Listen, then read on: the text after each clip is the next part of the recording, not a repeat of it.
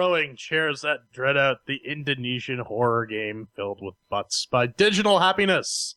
It's a Unity game. You can find it at DreadOut.com, and you can pick it up on Steam for $14.99, wet, stinky, whatever particular denomination of money your country uses, because regional pricing is totally not a thing. So what is it, according to their marketing blurb? DreadOut is a third-person supernatural horror game where you play as Linda, a high school student trapped in an old abandoned town. Equipped with her trusty smartphone, not running Android or iOS for that matter, she will battle her terrifying encounters and solve mysterious puzzles, which will ultimately determine her fate. And of course... Which is bullshit. Spoilers. Shut up, Pedro. Shut up, Pedro. No one cares what you think. And of course, any game that crosses our paths must face the chair acquisition. 1 chair means that's shit, 2 chairs means that it's meh, 3 chairs means that's pretty good, and 4 chairs means it makes Ven say, hey, and so on and so forth. Category stuff. And of course we have our categories of Doom. What's going on, Ven? Huh? We got mixed with the working, shiny and sounds, controls, and fun. So let's kick this underway before our WebRTC session dies. Ven, how did mix with the working happen? Let's take a look. Mixed with the working, and what is it trying to work on? Well, that would be our Ubuntu 1404 LTS Dual 770 octo-core system of minimumness. It's the least you should try to play any game on. Bare minimum. It ran. It launched. But it was completely unplayable. Without spoiling anything. Yet, that's all I can say about it. You can't give it 0 chairs. There's no Z. So, for Mixed with the Working, and we'll get into this, I'm just going to have to give it the 1 chair. But I will justify that score later. Well, I got to enforce my new rule about screen resolutions. This is a Unity game. I had to edit prefs files to fix this resolution bullshit, so you automatically lose 2 chairs. And this thing, so I have 4 SSDs in this system. I should not have to wait for things to, load.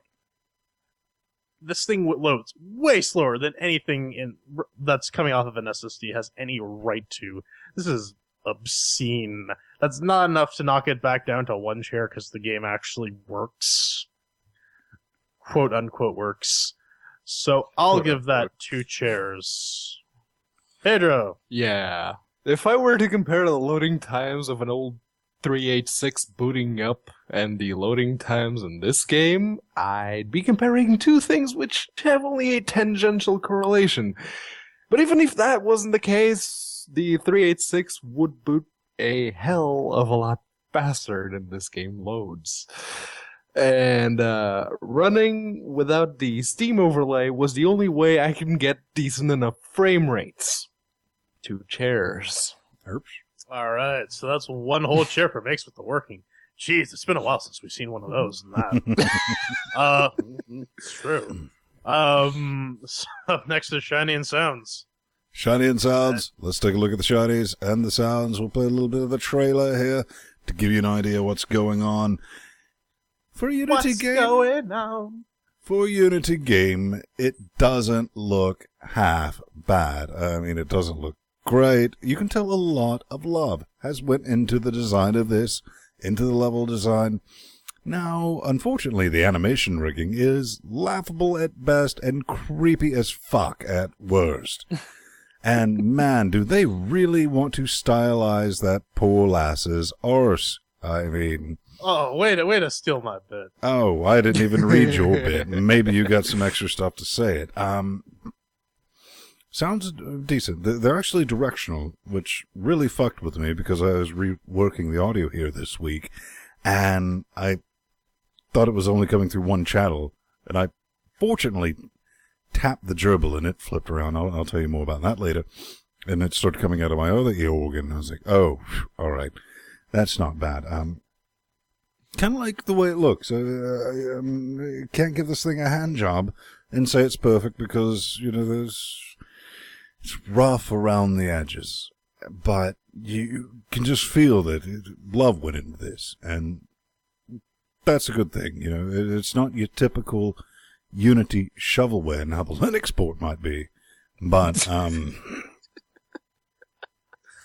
at the end of the day, So, take that how many shot. chairs? We're gonna give it 3 chairs. So the first thing I noticed when starting this game after the audio gremlins for Unity games resolved themselves and I stopped getting static due to underruns from Pulse Audio. Very nice intro song. Reminds me a lot of Manos, The Hands of Fate. In fact, once the happy pop rock song was playing and I saw the bus, I'm like, ladies and gentlemen, Manos, The Hands of Fate! Because I watch way too much Mystery Science Theater. And like Ben said, I guess it isn't just me. They put a lot of work into this main character's ass. And I mean, like, my roommate described it very adequately as butt cam, because it's not really centered on over her shoulder. It's so that you get a clear view of her butt in the middle of the screen. And now, admittedly, for a rendered butt, it is a nice butt. It's just a bit odd, especially considering this is supposed to be some high school girl, and I feel like a perv. Also, I noticed quite a number of graphical glitches while playing the game. Concrete would be transparent, and you get this weird glassy water effect. If you actually take a screenshot through Steam, it doesn't show up, but if you take one through, say, XFCE or GIMP or some other external program, it will show up, and it just looks really, really weird. Like Ben said, there actually is a good amount of character design in there. The environments are very creepy looking, so that's effective. But I mean, there are some technical problems interfering. Oh yeah, and the bidirectional audio that was actually kind of cool. I wasn't expecting that, but it's like, oh, but when I heard like the creepy noise coming out of one ear, I'm like, oh, they actually took the time to do that. It's pretty neat. But all in all, glitch with the glitches and with some of the art choices, gotta give it 2 cheers. Yeah, to grab on to some of your points, Jordan, the intro song sounded a lot like the credits song for Silent Hill 2, and the whole butt camera thing, there's a little extra detail which you guys They call that the probably ass didn't cam. notice. Yeah, you guys probably didn't notice this, but if you went to the car at the start of the game and used the car, pushed E or whatever button it is on the controller, she would change her outfit. Yes, it's quite literally Barbie doll the game. And That didn't happen. Yeah, well, I'll get into that later, but go on. yeah, if you go into the car and use the trunk area of the car, you can change your outfit. But yeah, every single character, both the playable character and the NPCs, look like they were dropped face first onto the Uncanny Valley. During the intro sequence, I'm like, yeah, no. The ghost lady voice acting gets really annoying really fast. You're running around through the school, the darkened school at night, and she's constantly laughing, doing some sort of creepy, air quotes, noise. It's not very good. I did like the level design. The one level they have, that is, which is the school, so 2 chairs for me. Alright, so that's 2 chairs for Shining Sounds. Controls, Ben. Controls. Let's take a look at this. We got some issues. Now, the first thing you do, always keep the controller plugged in. You start up a game, it's going to reach over here and then poke at it. I'm like, and it moved the menu. And I was like, shall we be daring this evening? I picked it up, put it in my hand organs, and was like, oh, menu, A buttons are short, B buttons, all right. Using the exclude controller, everything's fine. Get in the game, start the game, listen to all the creepy, bad animation rigging and all that, and I'm moving around. And it kind of get to the point, so it's like, oh, here, use your camera. And I was like, well, that's not mapped to a mothering button. And it's like, problem. It's like, okay, we can solve this. So, closed it, unplugged, went to use the gerbil, busted. I mean, it's herk, jerk. I mean, if I had not played it with the controller first, I would have thought it was just that horribly unoptimized. But it turns out they're just using, I think, 4.5Z version of Unity, which 4.5.2 fixes the well-known and well-documented herky-jerky mouse polling issue. And when you boss something that seriously to where you can't really play it with a gerbil, or when you're using Xcloud, and there's no way to remap shit, so you're kind of fucked with that two ways. Kind of an unplayable game. But, if you were to condense this entire rant into a series of lawn chairs. 2 chairs is what I'm going to have to give it, J-Man. All right. Well, yeah, like Ben said, the mouse is way too sensitive. Once more, I had to take my Logitech G500 mouse and knock the physical sensitivity on this down all the way so that I could actually look around and see whatever the hell I was doing. One other gripe I have is you basically have to get around by running, because walking is just abysmally slow. You will literally spend the majority of the game just walking from point A to point B. You can run. I was saying running is the only way to get around, but they give you limited stamina, and I mean, your run speed is kind of shit too. Your run is more of a brisk walk than anything, which kind of harms the whole survival horror mechanic nonsense. I'm not going to ramble on too much about it. Standard Unity fare, not much else to say. The control layout was sane for the most part, no real issues with that. I would have preferred a hotkey for like menu and journal and whatnot that was not escape. So for that, I'll give it 2 chairs.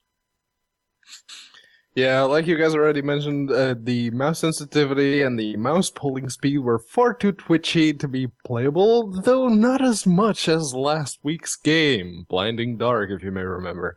It was almost I'd rather not remember. Yeah, I don't blame you. The running speed in a miniskirt is apparently somewhere between a steady-paced walk and the world's slowest jog. It's fucking annoying. 2 chairs. Alright, so that's 2 chairs for control. And finally, our subjective category, fun. Then, what did you think? Well, considering there's really no viable way to play this game, I did manage to get up through the point because I cheated a bit using the keyboard with the controller. I mean, that's really the only thing you can do is like, okay, I need the camera and that, and we'll move around. Then you get to the pig thing. And by the time I was at the pig thing, I looked and I was like, oh, look, something finally happened. What's this? And I was 40 minutes into the game. Now, with my busted setup, trying to use a controller plus the gerbil and the keyboard to use the camera to shrink said, I was like, fuck this. Done with it. Write it off. But at least I got to that point, and the pig was comical and made me want some vegan bacon. So I'll give it 2 chairs.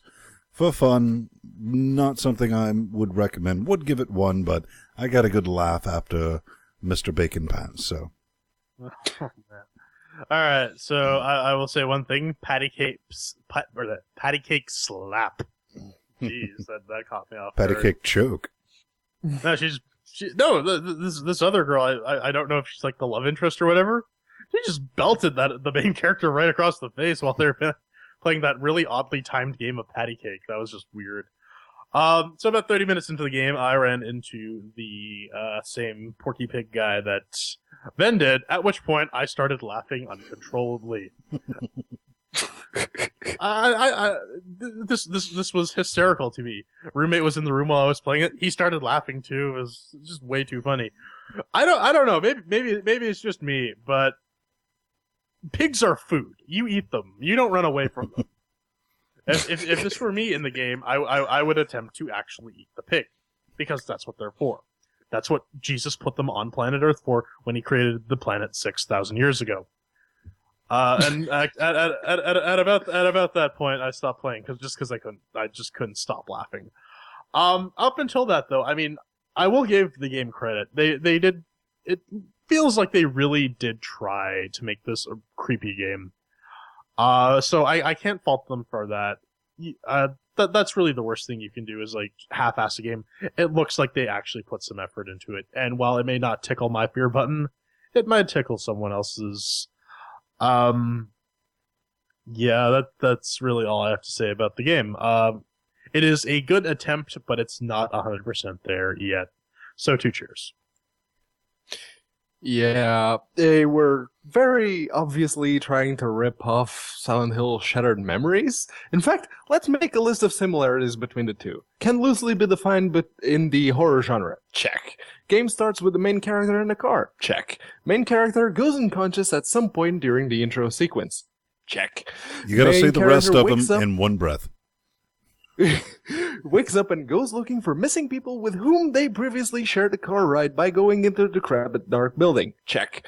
Main character has no means of defense against monstrosities save for sprint function and phone with camera. Check. Game ends on a stupid sort of cliffhanger, maybe, maybe not. Check. Game would be better off not existing. Check. The horror genre is one of my favorite genres. It really is. And the mainstream video games media likes to say that the horror genre is dead, and it's games like DreadOut that really drive the nail in on that coffin. So... Also, why the fuck were they sitting on the Linux version for this game for 2 fucking months? To fix all the bugs. Right. It runs stupidly worse. I actually tracked down their Kickstarter demo. I started it up, and look, I can play it just fine. This thing is busted. 1 chair. Sorry, someone in chat room posted a picture of the fucking pig. Alright, so that's 1 chair for fun. We tally all this stuff up. Alright, we get 1 chair for the final score, but I will say that's a 1 chair with an asteroid. Ven, final thoughts as we wrap up this review Final segment. thoughts. The game did creep me out because, Indonesian, maybe you want to say they're Asian or not. I've spent a lot of time surrounded by Asian girls. The most frightening thing ever. Trust me. There's that old adage of, like, no matter how hot they are, somebody somewhere is tired of them and sick of their shit already. That's Dr. Girlfriend, that's Lynn, and that's it. The 3 Tachikomas I deal with. So I didn't really need that as a lifestyle simulator. I was like, been there, done that, have t-shirts. Can't say I had Asian fun Carpool with Simulator it. 2014. Maybe when they get the gerbil support sorted and I can actually play the mothering game, I'll have more to say about it. Because all I could do was get up to that pig point, and I was like, that's all, folks. So, J-Bad? Like I said, the game is a good attempt. It could have used a lot more time in the oven, and they could have actually done some significant testing under Linux. Yeah. Pedro? It's not worth the $15, euros, whatever, wherever you are, it's not worth the money. Just steer clear.